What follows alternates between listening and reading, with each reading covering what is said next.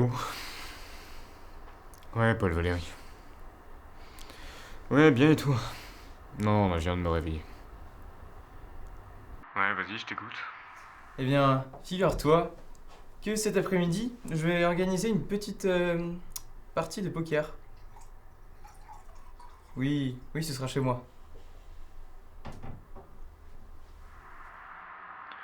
Ouais, ça, écoute, ça va pas fort en ce moment, je suis fatigué et tout. Non, non, t'inquiète, des trucs perso. Oui, je gère.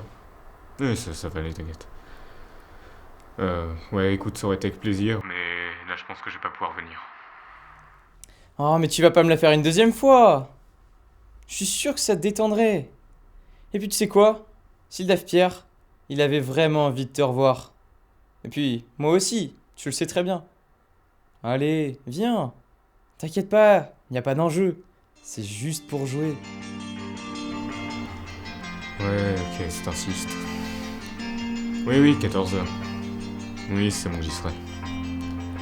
Salut.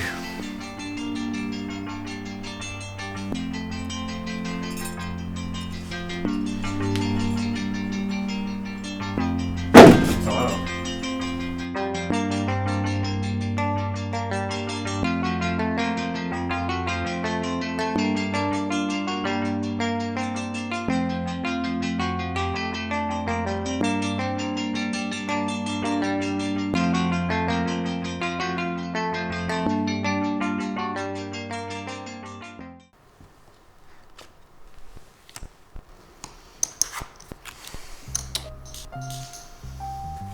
Je rajoute 10.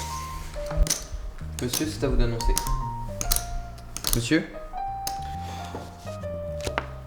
Je suis. Ouverture. Couleur. Une suite. Ah, le salaud, bien joué. C'est une quinte flush royale. Wow. Ah bah celle-là, je l'ai pas vu venir, Amélie, bien joué. Deux paires. Monsieur, une carte. Une simple paire. C'est madame qui remporte la mise. Bravo Amélie. Bravo. Bon, maintenant je propose qu'on aille prendre une petite collation. On pourra reprendre la partie après. Bah pas de refus, allons-y.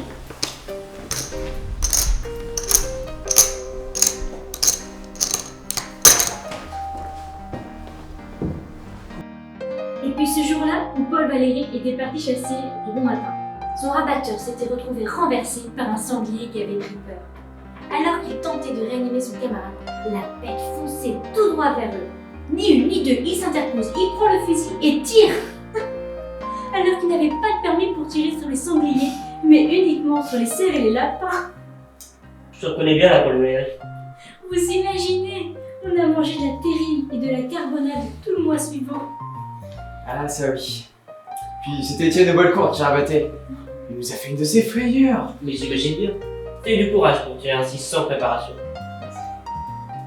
Ça me rappelle d'ailleurs une anecdote de mon oncle Robert.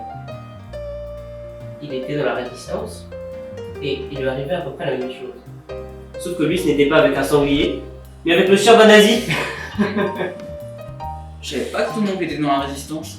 Bah, il en était, il en parlait que rarement, mais lorsqu'il racontait ses exploits, on était sujet à de faux rires qui ne s'arrêtaient que bien plus tard dans la nuit. Mais du coup, il a dû croiser mon grand-père. Je sais qu'ils habitaient dans le même canton. Peut-être. Ils devaient traîner autour du même maquis. Mais lui non plus n'en parlait pas beaucoup. Soit il a voulu rester politiquement correct jusqu'à sa mort, ou alors il a eu trop honte de ses choix après 1945. Et pourquoi ça? Il était milicien.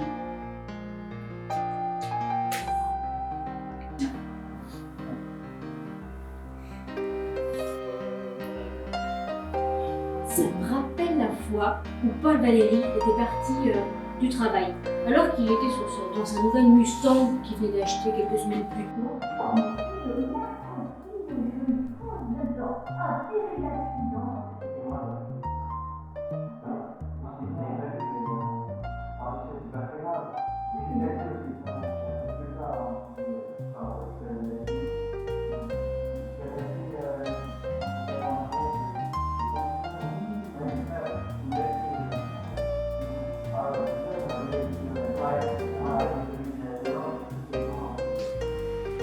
Bon, tout ça est bien beau, mais il me semble qu'on s'est arrêté à une partie où tout pouvait basculer.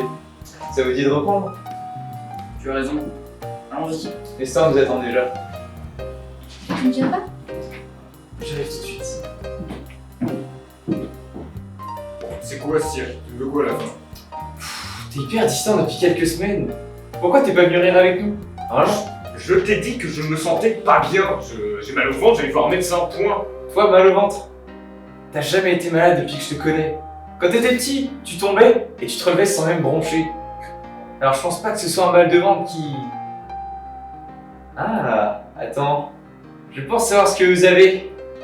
Et je pense même qu'il n'y aurait pas besoin d'aller voir un médecin. Je crois que vous n'aimez pas perdre, mon cher. N'est-ce pas? Moi, je suis un mauvais joueur. Moi, ton ami d'enfance, je suis un mauvais joueur. Ah, on ne fait pas ce genre de stratagème à moi, Paul Valéry de Châteaulon. Que tu n'aimes pas perdre est une chose. Mais que tu ne sois pas venu jouer avec nous, là, j'avoue que j'ai du mal à cerner. Allez, je te l'ai dit, c'est une partie où tout pourrait basculer. Oh, écoute, de toute façon, c'est juste pour jouer. Toi, en revanche, t'as pas changé. C'est bon, j'arrive.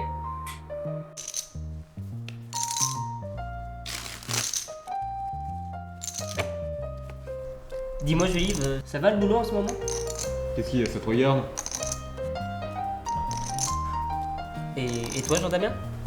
Moi, tu sais, comme d'habitude, hein, toujours dans les dessins satiriques. J'essaie de me débrouiller comme je peux avec différents journaux locaux.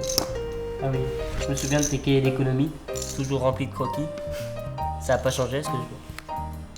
Et toi, Mélie? Moi, je suis secrétaire générale d'un homme influent. Et toi?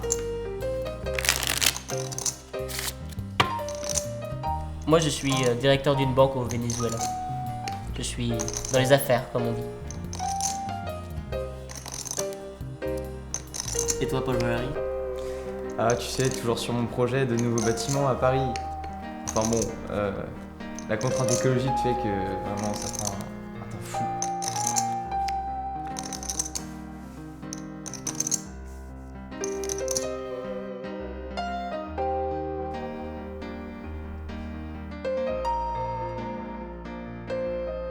Monsieur, annoncez.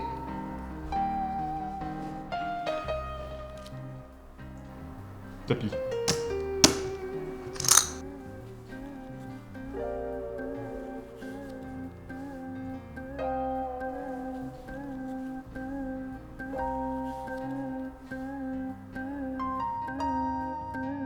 Je ne peux que suivre. Tapis également.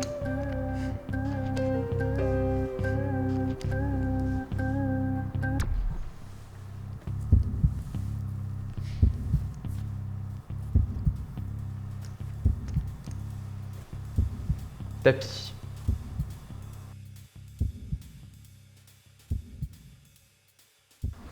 Bon.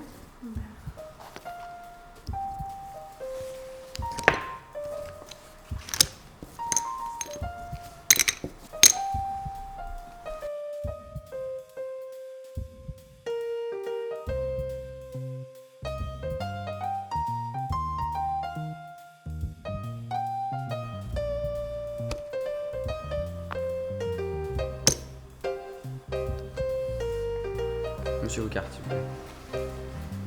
Nous avons un brelan de 10. Vos cartes. Brelan de dame. Nous avons une couleur. England s'enrichit.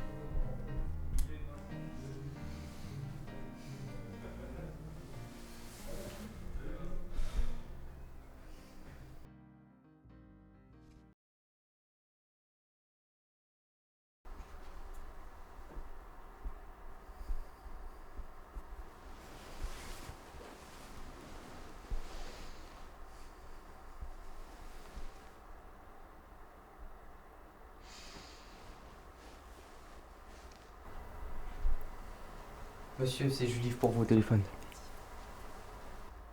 Allô? Allô Julive? Oui. Ça va mieux? Ah. Tant mieux. Et pourquoi m'appelles-tu donc? Oui, écoute, je vais te remercier de m'avoir invité mardi dernier. Et oui, c'est ça, pas m'avoir laissé tout seul. Et écoute, je voulais te proposer de refaire une partie, mais chez mon grand-père cette fois. Oui, c'est ça, en extérieur. Cet après-midi?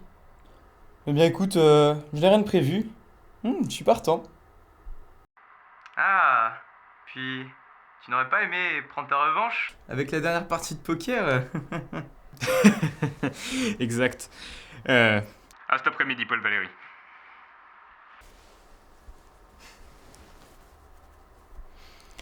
Pour l'avoir, ta revanche, tu veux l'avoir.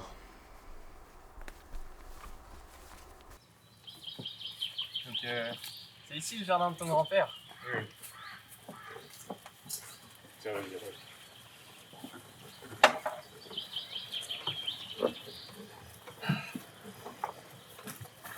Ah, regarde là-bas. C'est là où on allait se cacher quand on était petit. Oui. Puis cette nature, c'est magnifique. J'ai toujours aimé venir ici. Tant mieux. Ah, tu sais, avec ton grand-père, on a passé de super moments. Et j'avais même l'impression que c'était un peu mon grand-père à moi. Enfin bon, j'ai beaucoup passé de temps avec lui et malheureusement il n'est plus là. C'est par là.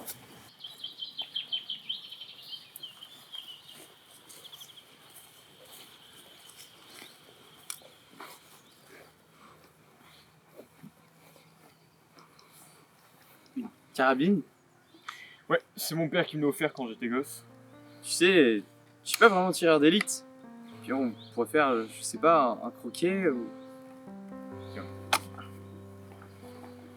Et après tout, c'est juste pour jouer.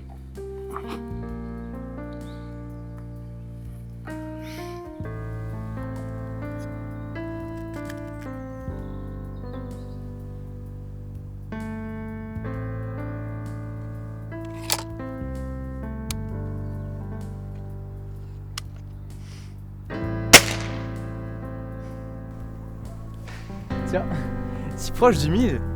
En voilà une qualité que je te connaissais pas. À ton tour.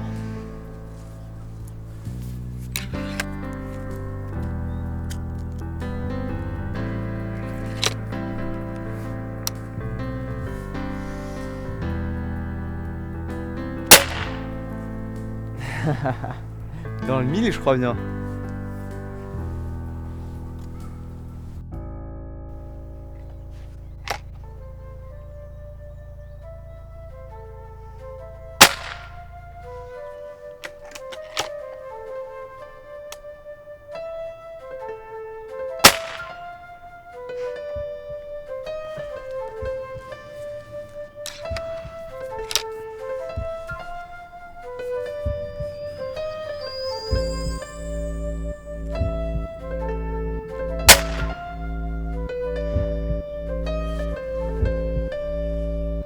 Alors, on manque sa cible.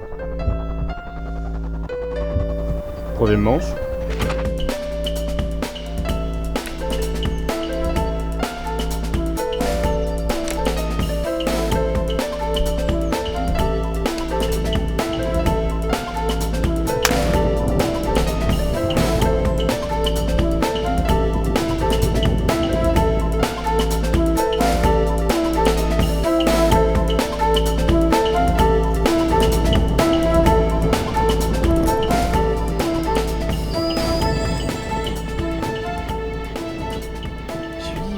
Julive, qu'est-ce que tu fais? Ah mais... Arrête, tu vas pas faire ça quand même! On se connaît depuis qu'on est tout petit. Quand on allait voler des bonbons, tu t'en souviens? On aidait toujours à couvrir l'autre. Bon, tu veux pas la fermer? Mais arrête, où est-ce que ça va te mener tout ça?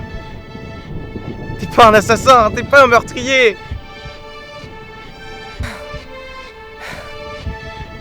J'ai aucune valeur à tes yeux, c'est ça? Notre relation, ça veut rien dire pour toi! C'est déplorable! Mais ta gueule! Allez, sois sérieux. Aide-moi à me relever et ensuite moi je t'aiderai. Allez Julie, tu fais mal. Enlève ton pied. Mais bordel, arrête de chialer, j'en ai rien à foutre!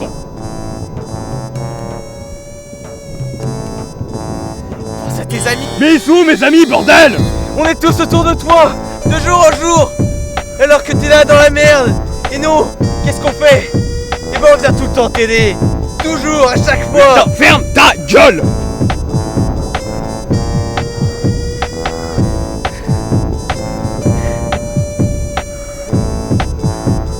Pense à Amélie aussi. Bordel, ferme ta gueule!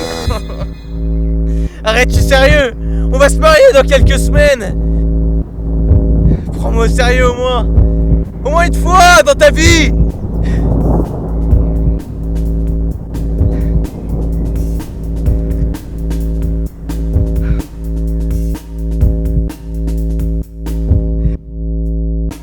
Aide-moi. Aide-moi. Ah non mais t'inquiète pas, c'est juste pour jouer.